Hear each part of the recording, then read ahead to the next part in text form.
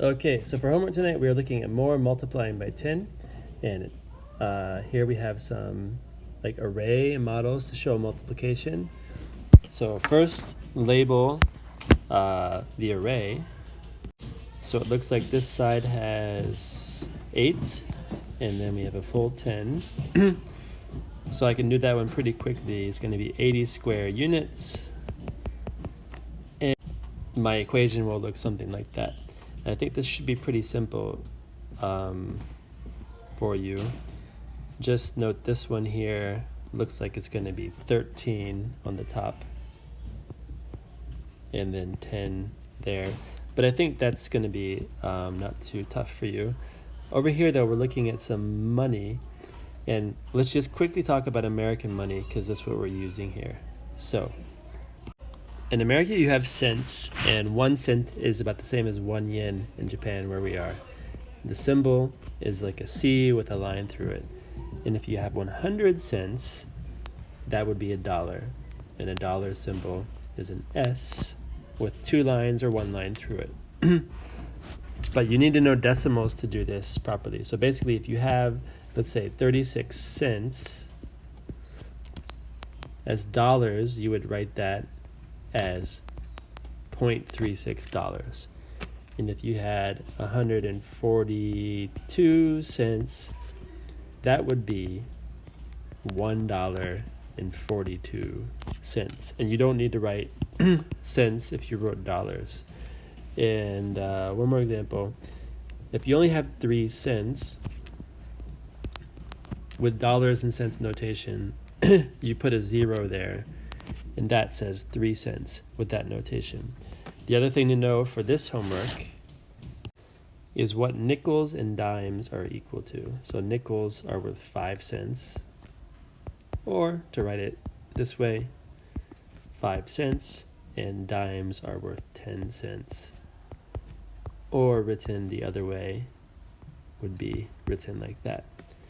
And just a bonus, not for this homework, but a quarter means 1/4 of a dollar, right? 1/4 of a dollar is 25 cents.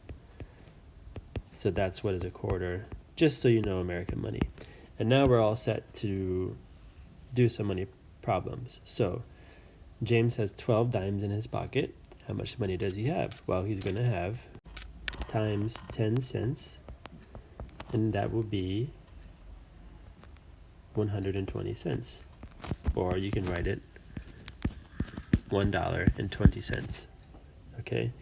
Then another person has 16 dimes, and here you have to write some stories to match what this says. So looks like 30 dimes.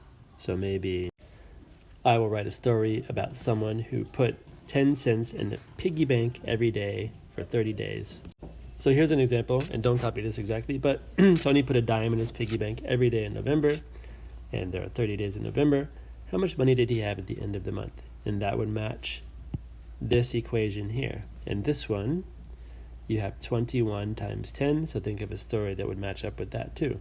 And now, our favorite, the challenge. Dana has only nickels in her hand, and Aja has exactly the same number of dimes. So Dana has nickels, Aja has the same number of dimes. They have a total of 90 cents. How many coins is each person holding? Show your work today. Below. Okay. I would, again, do a little table like we've done maybe in the past. And my table is going to look like this. They both have the same number of coins, right? So this first is going to be how many coins do they both have. But then Dana, her money is nickel, so hers is going to be times 5. And Aja has dimes, so he's going to have times 10. And this is their total cents. Okay, so for example, again, we just have to try until we get the right answer. Let's say they have 2 coins. So Dana has 2 dimes. 2 times 5 is 10. Aja has 2 nickels, would have 10 cents. And Aja has 2 dimes. Aja would have 20 cents. Together they would have 30 cents. That is too much. Let's try a different number. We need more. Why don't we try 7? They each have 7 coins. So Dana has 7 nickels. 7 times 5 is 35 cents. And then Aja has 7 dimes. 7 times 10 is going to be 70 cents. And together, they will have 105 cents. That's too much. We're looking for 90 cents. So keep trying numbers. Maybe I'll try 5 next, until you get an answer that equals 90 cents. And then you'll know how many coins they're each holding. And that is the homework for tonight. So thank you for watching, and goodbye.